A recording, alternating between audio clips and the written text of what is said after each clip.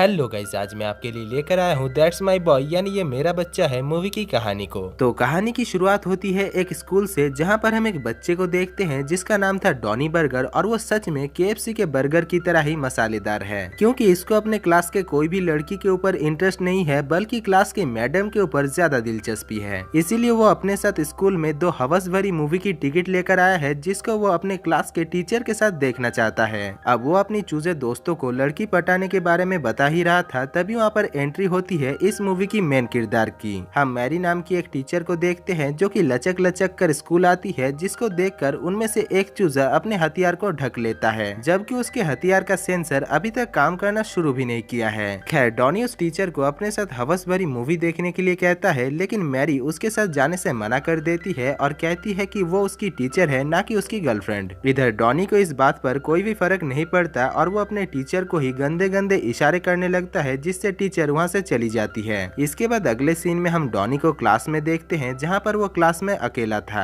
तभी उसके टीचर उसके पास आकर उसे अपना सामान दिखाती है और उसके साथ फ्लर्ट करने लगती है। फिर वो उसे अपने साथ अपने ऑफिस में लेकर जाती है और उसके साथ दबाकर होमवर्क करती है। इसके बाद अगले सीन में हम देखते हैं कि मैरी डॉनी के साथ पट गई थी। एक दिन स्कूल में जब एक बच्चा लेक्चर दे रहा होता है, तभी पर्दे के पीछे से अजीब अजीब आवाज आने लगता है, जो कि वहाँ पर मौजूद सभी बच्चे सुन लेता है। इसके बाद जब पर्दे को हटाया जाता है, तभी वो लोग देखते हैं कि पर्दे के पीछे और कोई नहीं बल्कि मैरी और डॉनी है, जो कि पर्दे के पीछे होमवर्क कर रहे थे। और उनको देखकर वहाँ पर मौजूद सभी बच्चे और टीचर काफी हैरान हो जाते हैं, और सभी बच्चे डॉनी को स्टेज में इतने अच्छे काम करते हुए देखकर उसे चेयर करने लगते हैं। अब डॉनी उन बच्चों के सामने हीरो बन चुका था, क्योंकि डॉनी ने वो कर दिखाया था जो कि आज तक कोई भी मर्द नहीं कर सका। इसके बाद अगले सीन में हम देखते हैं कि डॉनी और मैरी को कोर्ट में ले जाया जाता है, जहाँ पर हमें पता चलता है कि मैरी प्रेग्नेंट हो चुकी है और ये बच्चा और किसी का नहीं बल्कि डॉनी का है। लेकिन क्योंकि डॉनी एक बच्चा है, इसीलिए डॉनी को तो कोई सजा नहीं सुनाया जाता, पर मैरी को 30 साल की सजा सुनाया जाता है। और ये भी कहा जाता है कि डॉनी की उम्र जब 20 साल का हो जाएगा, तभी वो अपने बच्चे की कस्टडी ले सकता है। अब डॉनी ने जो काम कर दिखाया था, इसके लिए उसे ऑस्कर दिया जाता है, और अब वो किसी सेलिब्रिटी से कम नहीं है। इसके बाद कहानी शिफ्ट होता है और हम डॉनी को देखते हैं, जो कि अभी काफी बड़ा हो चुका है और वो दारू के अलावा कुछ भी नहीं पीता, जिस वजह से उसका सारा पैसा खत्म हो चुका है। इसी बीच हमें पता चलता है कि डॉनी ने कई सालों से अपना इनकम टैक्स नहीं भरा है, जिस वजह से उसे अभी $45,000 पे करना है। लेकिन क्योंकि उसके पास अभी एक भी पैसा नहीं है, इसीलिए वो वहाँ पर गुस्सा करने लगता है। तभी टैक्स ऑफिसर उसे पैसे कमाने के लिए एक आइडिया देकर कहता है कि इस बार के मैराथन रेस में एक मोटा आदमी दौड़ने वाला है, जिसके ऊपर वो अगर पैसे लगाता है तो उसके जीतने के बाद उसे 100 गुना ज्यादा पैसा मिलेगा। जिसको सुनने के बाद डॉनी लालची होकर उसके ऊपर $20 लगा देता है। इसके बाद डॉनी और भी ज्यादा पैसे कमाने के लिए एक प्रोड्यूसर के पास जाता है, जिसके साथ वो पहले भी काम कर चुका है, लेकिन वो प्रोड्यूसर उसे काम देने से मना कर देता है। और वो कहता है कि पहले उसने इसलिए उसे काम पर रखा था क्योंकि वो पहले पॉपुलर था, लेकिन अब वो एक शराबी बन चुका है, इसीलिए वो उसे काम देने से मना कर देता है। तभी डॉनी कहता है कि वो कम पैसों में ही उसके लिए काम करने के लिए राजी है। जिसको सुनने के बाद वो प्रोड्यूसर कहता है कि वो अपने बेटे और अपनी वाइफ को अगर एक साथ कर पाया तो वो इस न्यूज को टीवी में लाइव टेलीकास्ट करेगा, और इसके लिए वो डॉनी को $5,000 पे करेगा। जिसको सुनने के बाद डॉनी राजी हो जाती है। इसके बाद डॉनी जब एक क्लब में बैठा हुआ था, तभी वो एक न्यूज में अपने बेटे के बारे में पढ़ता है, जिसमें उसका बेटा अपना नाम टॉड बर्गर से टॉड पिज्जा रख लिया है, और अभी वो काफी अमीर लड़का है। दरअसल वो अपने पेरेंट्स के साथ भी कोई भी रिश्ता रखना नहीं चाहता है, इसीलिए वो अकेला रहता है, और उसने ये भी लिखा है कि उसके माता पिता एक बम धमाके में मर चुके हैं। साथ ही साथ डॉनी को ये भी पता चलता है कि अगले ही हफ्ते उसके बेटे की जेमा नाम की एक लड़की के साथ शादी है, जो कि उसके बॉस के घर में ही होने वाला है। इसीलिए डॉनी अपने सामान को पैक करके उसके घर चला जाता है, और वहाँ पर पहुंचकर वो कहता है कि वो टॉड का बचपन का दोस्त डॉनी बर्गर है। उधर टॉड जब उसे देखता है तो वो उसे पहचान लेता है कि वो उसके पिता है, लेकिन वो अपने दोस्तों के सामने उसे अपने दोस्त कहकर ही इंट्रोड्यूस करता है। थोड़ी देर बाद टॉड डॉनी को लेकर एक रूम में जाता है और उसे वहाँ से जाने के लिए कहता है, लेकिन डॉनी वहाँ से जाने से मना कर देता है, और वो कहती है कि जेल में उसकी मॉम काफी बीमार है, तो उसे उसकी मॉम के साथ मिलने के लिए जाना चाहिए। लेकिन टॉड जाने से मना कर देता है और कहता है कि वो अपने पेरेंट्स के साथ कोई भी रिश्ता रखना नहीं चाहता है। इसके बाद से हम देखते हैं कि डॉनी टॉड के साथ ही रहता है, और पार्टी में आए हुए लोगों के साथ उसकी काफी अच्छी दोस्ती भी हो जाती है, यहाँ तक कि वो सभी लोगों का चहेता भी बन चुका था। अब शादी के दिन फादर नकनली टॉड से उसके पेरेंट्स के बारे में पूछते हैं, जिसके जवाब में टॉड अपने पेरेंट्स के बारे में बहुत ही उल्टा सीधा गालियां बकने लगता है, जिस वजह से फादर नकनली टॉड के ऊपर गुस्सा होकर उसे मारने लगते हैं। दरअसल फादर नकनली पहले एक रेसलर रह चुके थे, लेकिन रेसलिंग में ही उसने एक प्लेयर को जान से मार दिया था, इसलिए उसे रेसलिंग से बाहर निकाल दिया था। इधर फादर टॉड को काफी बुरी तरीके से मारता है और तभी टॉड के पिता यानी डॉनी फादर के सर पर एक बियर बोतल मारकर उसे बेहोश कर देता है। इसके बाद टॉड डॉनी और अपने दोस्तों को लेकर बैचलर पार्टी में चिल करने के लिए जाता है, जहाँ पर पहुंचकर डॉनी को अच्छा नहीं लगता, इसीलिए वो टॉड को लेकर अपने फेवरेट क्लब में जाता है, जहाँ पर वो दोनों काफी एंजॉय करते हैं। इसी दौरान उन दोनों के बीच रिलेशन भी ठीक होने लगता है और टॉड डॉनी को माफ कर देता है और अपने मॉम से भी मिलने जाने के लिए राजी हो जाता है। लेकिन डॉनी उसे जाने से मना करता है, क्योंकि वो अगर अपनी मॉम से जेल में मिलने के लिए जाता है तो न्यूज रिपोर्टर वाले भी वहाँ पर पहुँच जाएंगे और टॉड को लगेगा कि डॉनी ने पैसों के लिए सब कुछ किया है, इसलिए डॉनी टॉड को अपने मॉम से मिलने से मना करता है। लेकिन टॉड डॉनी के बात को ज्यादा सीरियस में ना लेकर अगले ही दिन अपने मॉम से मिलने के लिए जाता है, जहाँ पर न्यूज रिपोर्टर भी पहुँच जाते हैं और उन दोनों को बात करते हुए लाइव टेलीकास्ट करने लगते हैं, जिस वजह से टॉड डॉनी के ऊपर नाराज होकर वहाँ से चला जाता है। दूसरी तरफ प्रोड्यूसर डॉनी को एक भी पैसा नहीं देता, क्योंकि उन दोनों के बीच कोई भी एग्रीमेंट नहीं हुआ था।